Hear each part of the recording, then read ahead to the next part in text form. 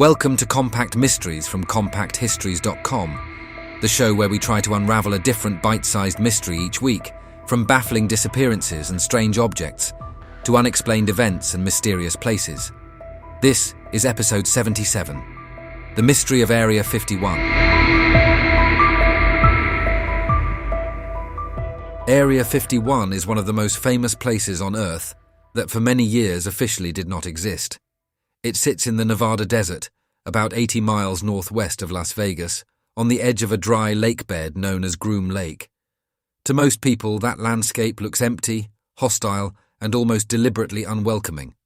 That is exactly why it was useful. The desert offered isolation, huge open skies, and plenty of space for aircraft that the United States government did not want anyone else to see. The mystery begins with geography.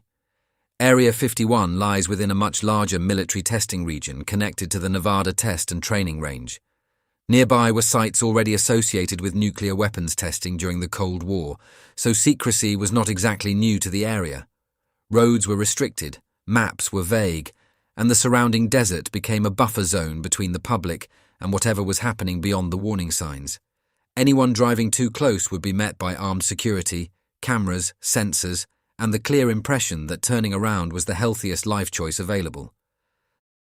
The name Area 51 itself came from old Atomic Energy Commission map divisions.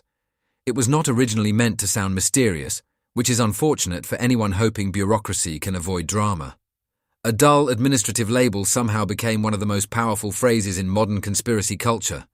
Over time, Area 51 stopped being just a place and became an idea. It became shorthand for secrecy, cover-ups, alien technology, hidden aircraft, and government silence. Part of its power comes from the fact that it really was secret. This was not a case where an ordinary military base was dressed up by imagination alone. Aircraft were genuinely tested there. Workers genuinely travelled in and out under heavy restrictions. The government genuinely avoided public discussion of the site for decades. When officials refused to talk about a place, people tend to fill the silence with theories. Human imagination hates a vacuum, especially one surrounded by fences and warning signs. The desert also helped shape the legend visually. The empty roads, distant mountains, dust, heat shimmer, and sudden glimpses of restricted signs all gave Area 51 the atmosphere of a forbidden frontier. It felt less like a normal airbase and more like the edge of a secret world. That made it perfect territory for rumour. Before flying saucers entered the story, before whistleblowers and television specials and internet raids, there was simply a remote patch of desert chosen because almost nobody could casually wander past it.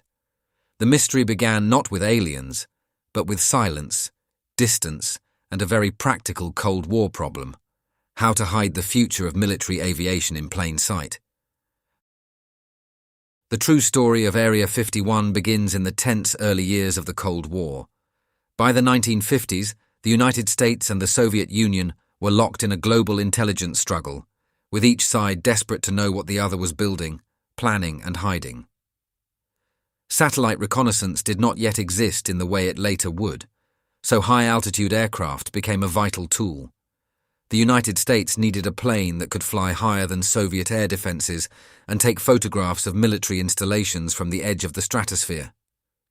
That need led directly to Groom Lake.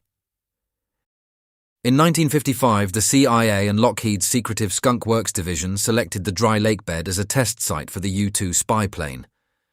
The U-2 was unlike ordinary aircraft of the period.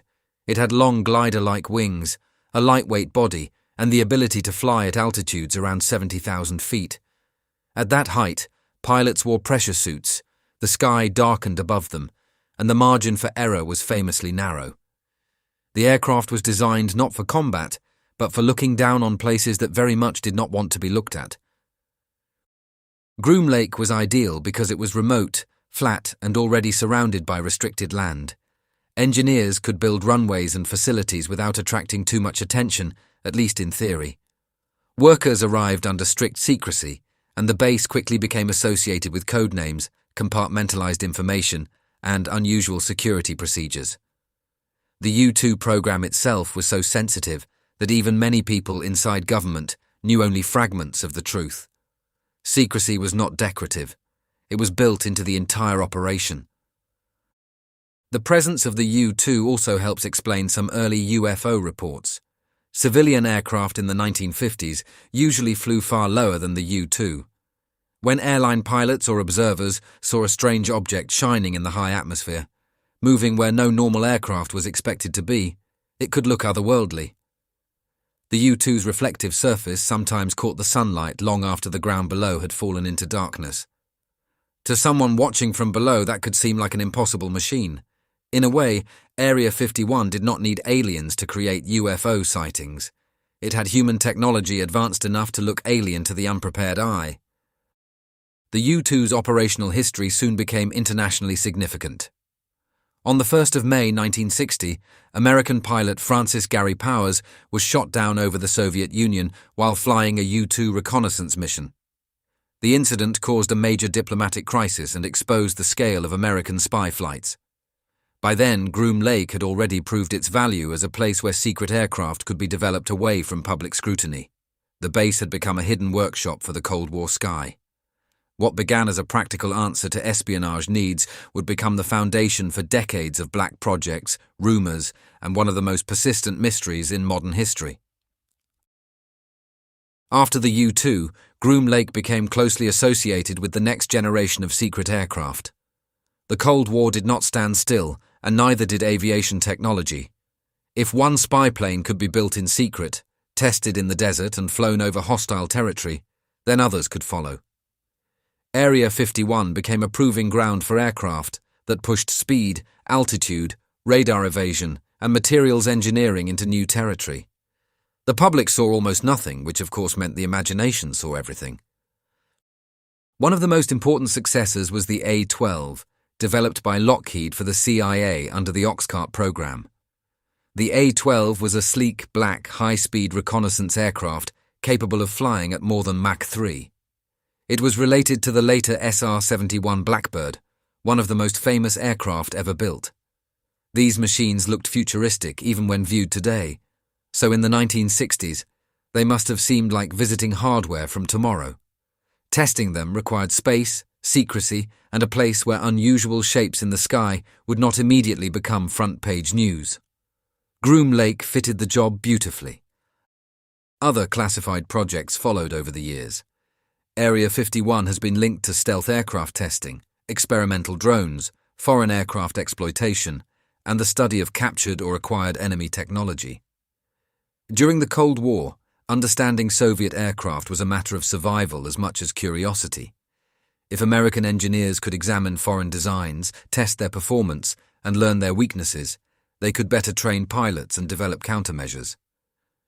That sort of work demanded secrecy, because admitting possession of enemy aircraft could reveal intelligence sources or diplomatic embarrassments. The official silence around the base was intense. For decades, the United States government avoided openly acknowledging Area 51's role. Even when aviation enthusiasts, local residents, and investigative journalists gathered evidence that something substantial existed at Groom Lake, official language remained careful, limited, or absent. The base appeared in rumours long before it appeared clearly in public government discussion. That gap between visible reality and official denial became fertile ground for suspicion. When people can see lights in the sky, hear sonic booms, and watch unmarked aircraft ferry workers from Las Vegas, being told nothing meaningful only adds seasoning to the mystery stew. This silence was partly understandable. These projects were not harmless curiosities. They involved intelligence operations, national defense, and technologies that rival powers would have loved to understand. But secrecy has a side effect. It protects information while also creating myths around the protected space. Area 51 became a stage on which every unexplained aircraft, strange light, and classified budget line could perform. The real work there was extraordinary enough, but the absence of explanation made it seem even larger. By the late 20th century, Area 51 was no longer just a secret airbase. It was becoming a cultural symbol. It represented the hidden machinery of government, the suspicion that the public was being kept outside the truth, and the thrilling possibility that the most important discoveries were happening behind locked gates in the desert. The spy planes were real. The black projects were real. The silence was real. From that combination, the legend could now take flight. The alien legend of Area 51 did not appear all at once. It grew slowly from the overlap between Cold War secrecy, UFO culture, and public distrust of official explanations.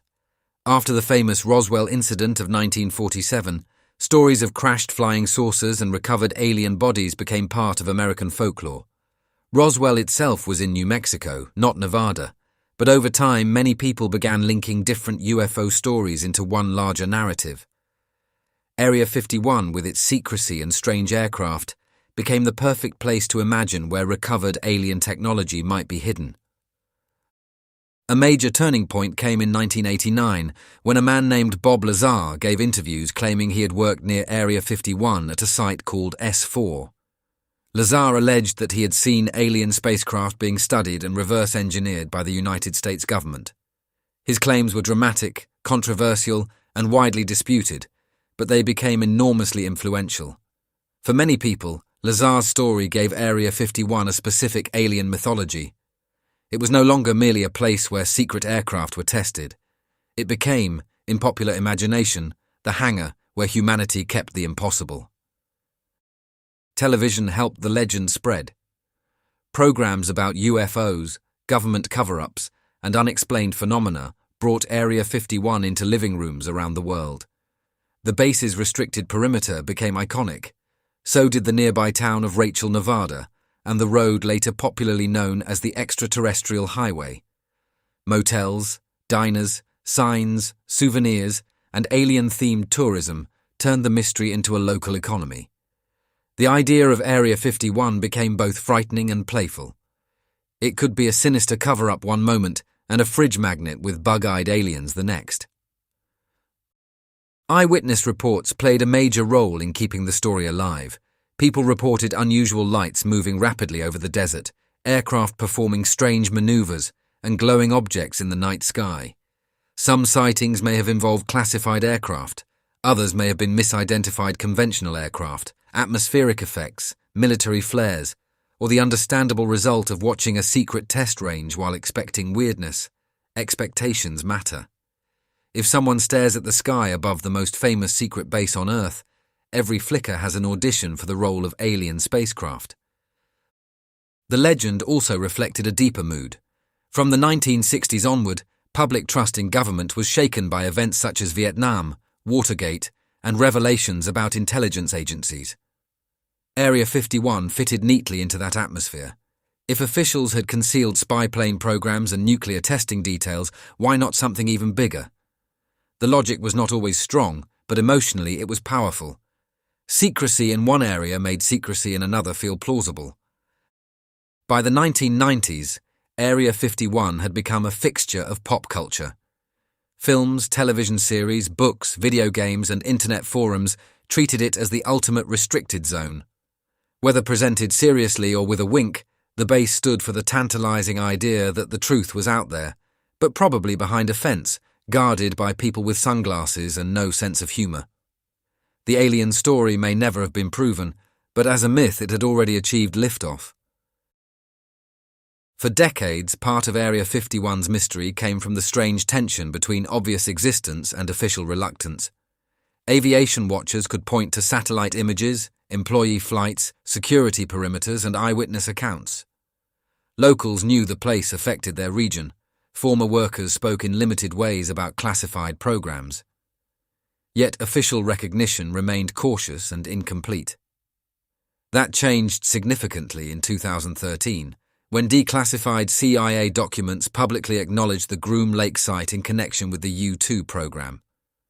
It was not exactly a grand opening ceremony, but for Area 51 watchers it was a major moment. The 2013 release mattered because it confirmed what many researchers had long argued. Area 51 had been central to secret Cold War aviation. The documents did not reveal alien bodies, underground cities, or reverse-engineered flying saucers. What they did reveal was arguably more historically important. They showed how a remote desert base had supported one of the most significant intelligence aircraft programs of the 20th century. The U-2 helped transform reconnaissance and shaped Cold War strategy. Area 51 was not fictional. It was a real node in the hidden infrastructure of American power. Declassification also changed the tone of the mystery. Before official acknowledgement, the question was often whether the base existed at all in any meaningful public sense. After the acknowledgement, the question became what else had happened there and what remained classified. That distinction is important. Governments can reveal old secrets while keeping newer ones hidden. A document about the 1950s tells us something valuable, but it does not automatically open every hangar door. Area 51's history became clearer, yet its present remained partly obscured. The release of information also demonstrated why secrecy can outlive its original purpose. Many Cold War programs remained hidden long after the technology involved had become outdated. Sometimes this happens because documents contain names, methods, relationships, or operational details that agencies still prefer not to expose. Sometimes it is simply the slow machinery of classification systems grinding along like a filing cabinet with trust issues. By the time material becomes public, the public imagination has often had decades to build alternative explanations. The declassified record has strongly supported the view that many strange sightings around Area 51 were linked to advanced human aircraft. High-altitude spy planes, stealth designs, radar tests, and unusual flight patterns can all produce reports that sound extraordinary. The problem is that once the alien interpretation becomes culturally established, ordinary explanations can feel disappointingly tidy. People do not always want the mystery solved by aerodynamics and classified procurement. Sometimes they want a little cosmic drama with their paperwork. Still, the documents did not destroy the legend. If anything, they gave it a new layer. Official acknowledgement proved that the government really had hidden major activities at Groom Lake for years. To skeptics, that confirmed the historical story of Cold War secrecy. To believers, it showed that denial could last a long time before being overturned. Area 51 had moved from rumour to documented history, but the curtain had only been lifted on part of the stage. Area 51 endures because it combines three powerful ingredients: real secrecy, advanced technology, and unanswered questions. Many mysteries collapse when the facts arrive, but Area 51 is different because the facts are themselves mysterious. The base really was used for classified aircraft. The government really did avoid open discussion for decades. Strange things really were seen in the sky above Nevada. Even without aliens, that is a strong recipe. Add flying saucers, Cold War paranoia, and a desert full of warning signs, and you have a legend with excellent staying power.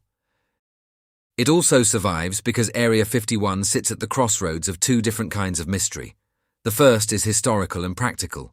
What aircraft were tested there? Which programs remain unknown? How did secret aviation projects shape global politics? These are serious questions about intelligence, defense, technology, and government accountability. The second mystery is imaginative and almost mythic. Are we alone? Has contact already happened? Could the authorities hide something that world-changing? Area 51 gives those questions a physical address, which is very convenient for a mystery that would otherwise have to float around untidily. The internet gave the legend a new life. Forums, documentaries, social media, podcasts, and video platforms allowed stories about the base to spread faster than ever.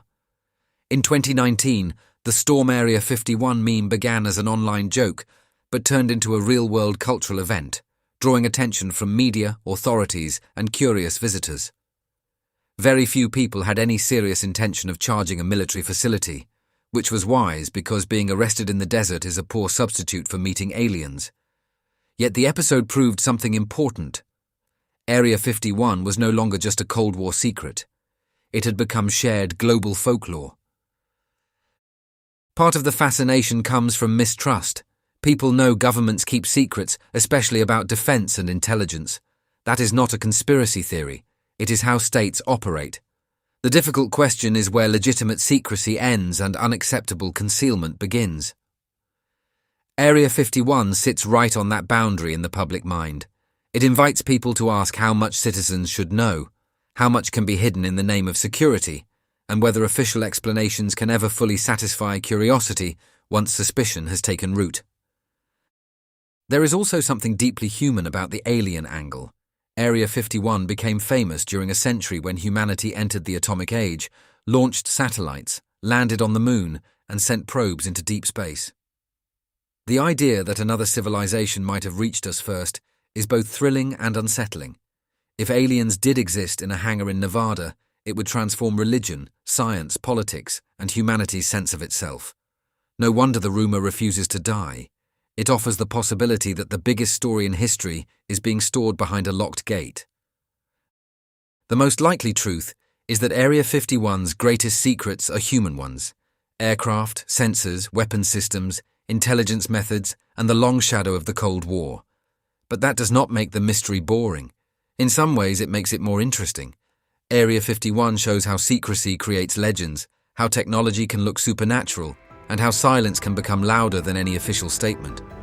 The desert base may not contain alien spacecraft, but it does contain something almost as powerful: proof that hidden history can shape the imagination of the entire world.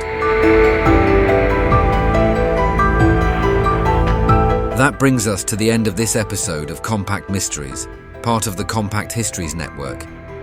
If you enjoyed it, please follow or subscribe wherever you're listening so you don't miss any future episodes, and consider leaving a rating or review, as it really helps new listeners find the show.